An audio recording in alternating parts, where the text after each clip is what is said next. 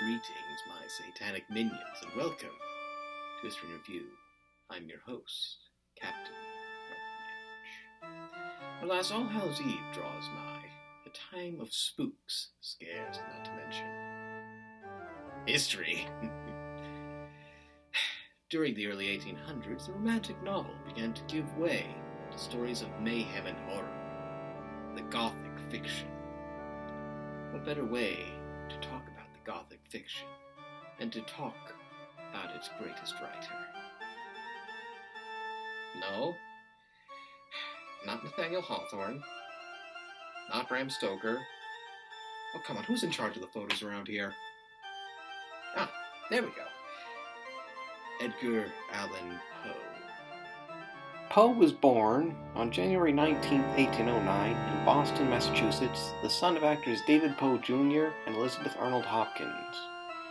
David Poe abandoned the family in 1810, and Elizabeth died of consumption in 1811, so Edgar lived with Virginia merchant John Allan for most of his childhood, and the Allans named him Edgar Allan Poe.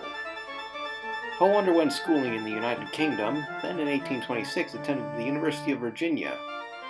He racked up huge debts at the university and dropped out after a year, taking up work in Boston. In 1827, Poe enlisted in the U.S. Army as Edgar A. Perry, lying about his age. While in the Army, Poe began writing poetry and short stories. In 1830, Poe entered West Point Military Academy, but left after a year to begin writing poetry in New York City, traveling to Philadelphia and Richmond until finally settling in Baltimore. In 1835, he married his 13-year-old cousin Virginia Clem. 1839 saw Poe as editor of Burton's Gentleman's Magazine, publishing more of his own poems and stories, and even tried out politics. However, in 1842, Virginia Poe began suffering from consumption, eventually passing away in 1847 at the age of 24. After Virginia's death, Poe turned to alcoholism and died in a Baltimore hospital on October 7, 1849. He was buried at Westminster Hall in Baltimore, though the cause of his death is still a mystery to this day. It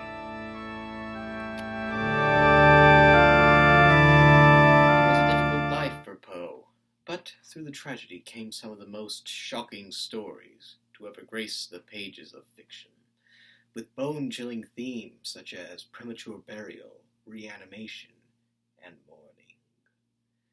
We shall look at a selection of Poe's work. But be warned, for what lies ahead will not be repeated.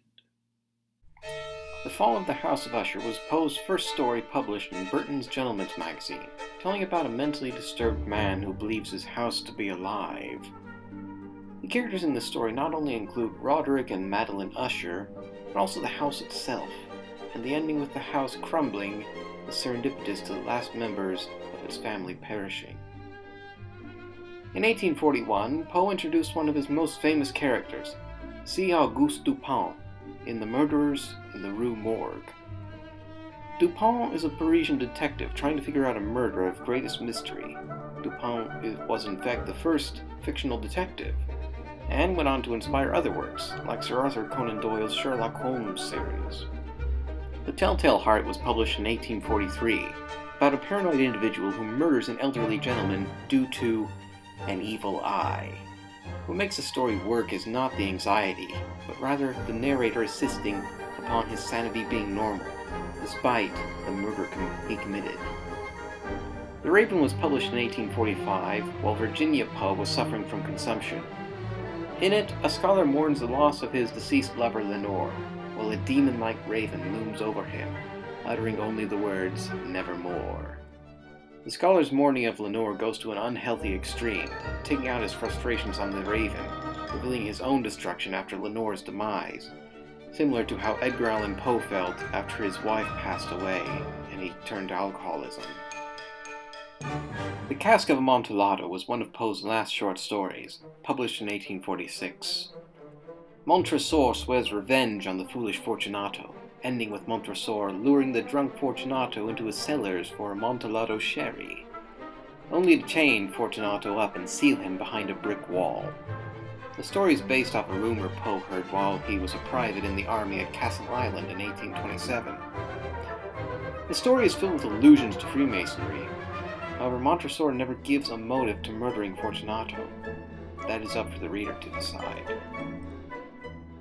That is all we have to say about Edgar Allan Poe. Many of his stories have been made into films, such as the 1953 short version of The Telltale Heart, narrated by James Mason, and several Vincent Price movies based on The Raven, The Pit and the Pendulum, and The Cask of Amontillado, plus many other dramatizations for radio and TV. Of course, one must not forget to check out your local library. For Histories in Review, I am Captain Rutlidge, and have an excellent Halloween.